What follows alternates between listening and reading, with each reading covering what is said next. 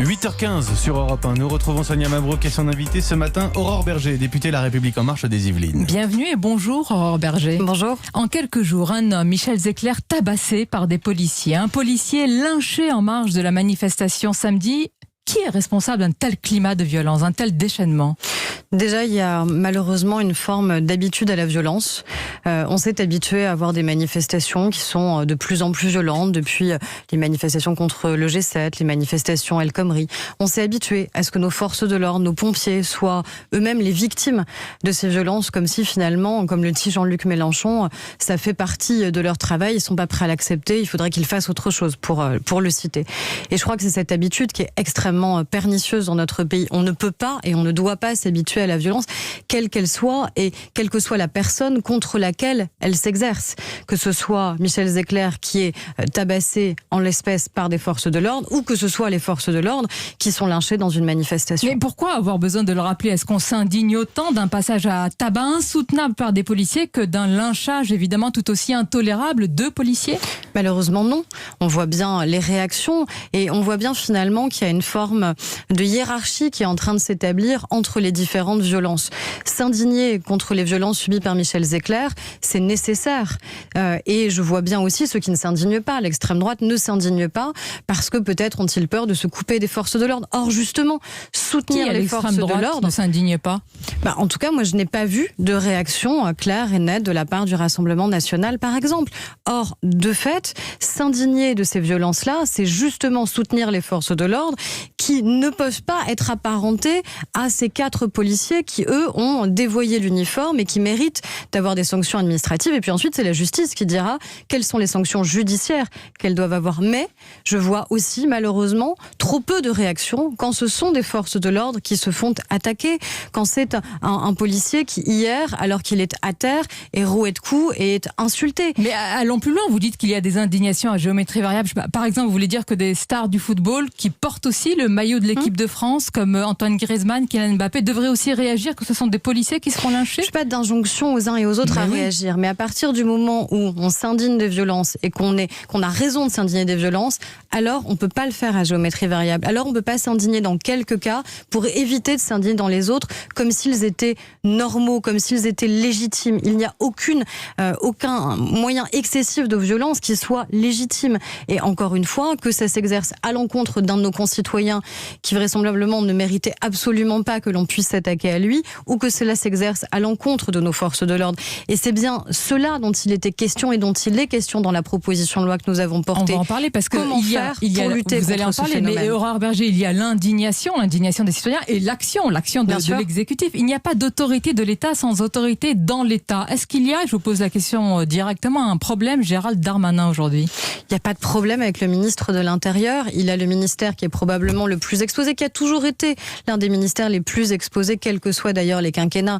Si le problème Gérald Darmanin, c'est parce qu'il assume en effet de s'indigner et de soutenir les forces de l'ordre quand elles sont attaquées, alors il va y avoir un problème avec beaucoup d'entre nous, parce qu'en effet, on ne laissera pas les forces de l'ordre être attaquées. Oui, mais certains de vos collègues, Aurore Berger, qui vont d'ailleurs auditionner tout à l'heure le ministre, dénoncent un virage sécuritaire depuis sa nomination Place Beauvau, et disons-le clairement, il cherche à le faire trébucher.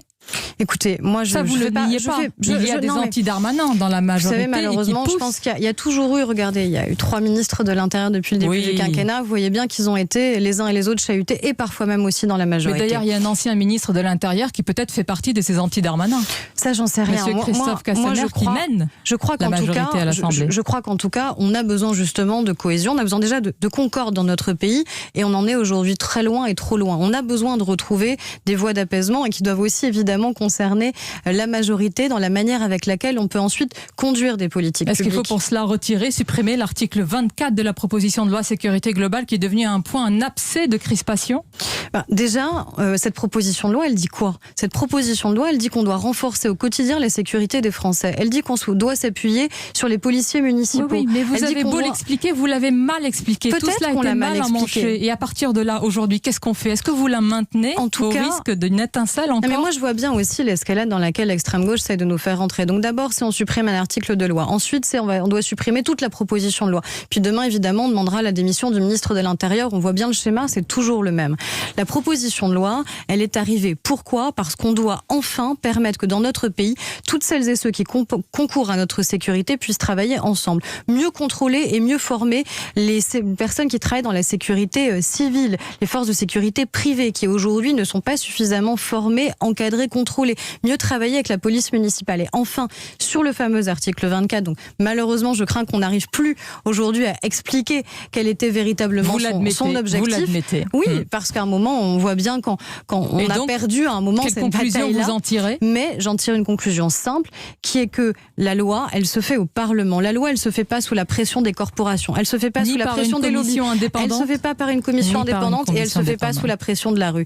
Donc la loi, elle doit se faire dans un cadre qui doit être serein, dans un cadre de débat parlementaire. Mais l'est-il, elle va aller au Sénat crise et puis elle politique, reviendra crise à l'Assemblée nationale. Crise sécuritaire, et vous parlez d'un débat serein, c'est un vœu pieux.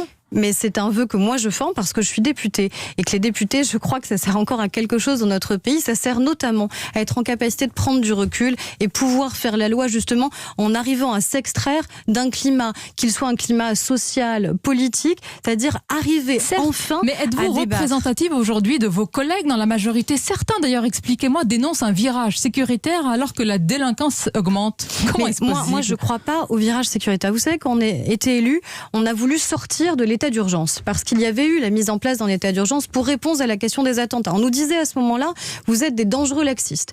Et puis aujourd'hui, on serait évidemment des dangereux sécuritaires. Qu'est-ce qu'on a fait dans le mandat en termes de sécurité ? D'abord, on a renforcé les moyens matériels de nos forces de l'ordre, parce qu'ils étaient souvent vous savez ce que dans disent des les conditions policiers. indignes. Les moyens, c'est très bien. La chaîne pénale et la réponse pénale, c'est peut-être mieux si elle suit. Il y a l'ensemble à couvrir. Mais est-ce que ça suit ? Alors attendez, d'abord, il y a la question des moyens, parce que quand vous êtes dans des conditions qui sont indignes en matière immobilière, quand vous n'avez pas de véhicule qui soit digne, quand vous n'avez pas suffisamment de forces de l'ordre sur le terrain, et donc recruter chaque année 2000 policiers et gendarmes, ça a un impact aussi direct sur votre capacité à intervenir.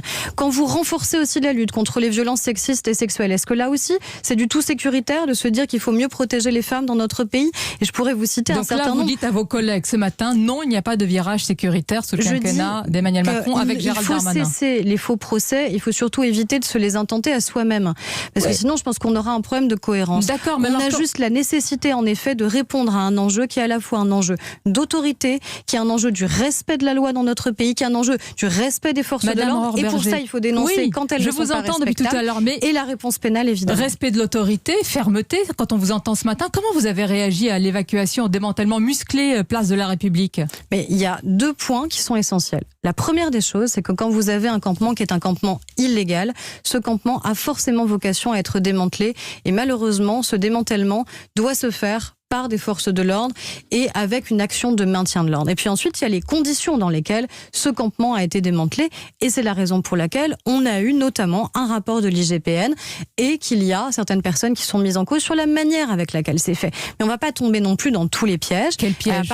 Les pièges notamment de l'extrême gauche. Moi, je suis désolée. Encore ? En l'espèce d'ailleurs. Mais vous les voyez partout ? Non, je les vois pas partout. Je vois juste que de fait, on avait des associations qui ont incité et qui ont fait en sorte que ces personnes qui sont dans des situations de détresse sociale et humanitaire soient positionnées place de la République, sachant pertinemment qu'elles en seraient évacuées. La responsabilité de l'État, c'est non seulement de permettre évidemment que la loi soit respectée, et donc quand on est dans l'illégalité, démanteler évidemment les camps, et de replacer les personnes dans des conditions dignes d'hébergement.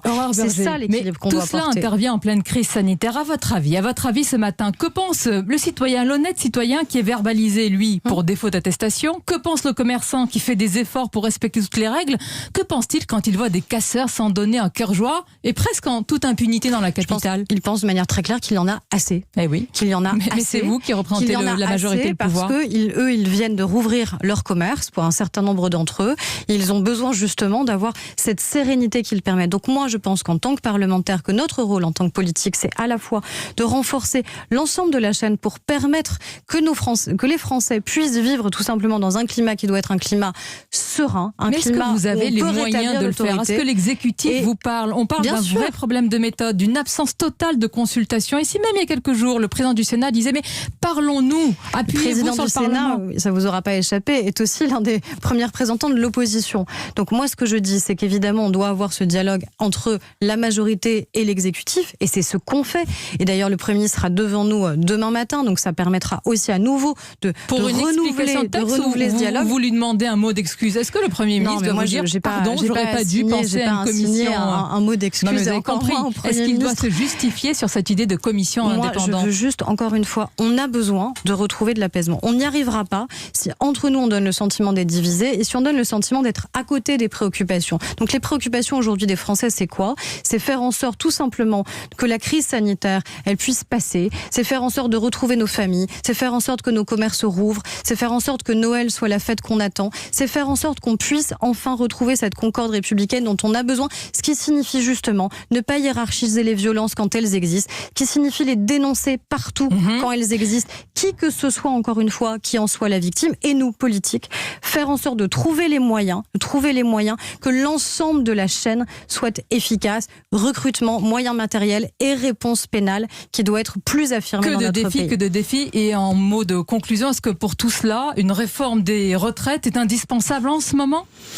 Je ne sais pas si elle est indispensable en ce moment. Ce qui est certain, c'est qu'en tout cas, on ne peut pas donner le sentiment que la réforme doit s'interrompre parce qu'il y a une crise sanitaire et malheureusement un risque de crise économique et sociale. Donc on risque d'allumer l'étincelle sociale. Vous êtes pour une réforme des retraites et sa reprise. Encore une fois, la loi, elle se fait au Parlement. Elle se fait ni sous l'influence de lobbies, de corporations, ni sous l'influence de la rue ou de quelques mouvements. Il faut qu'on continue à réformer parce que c'est aussi là-dessus qu'on a été élu sur l'espoir qu'on pourrait enfin réformer le pays. Merci Aurore Berger d'avoir été notre invitée ce matin, d'avoir répondu à nos questions. Bonne journée à vous, Bonne journée ainsi à qu'à vous. nos auditeurs bien sûr.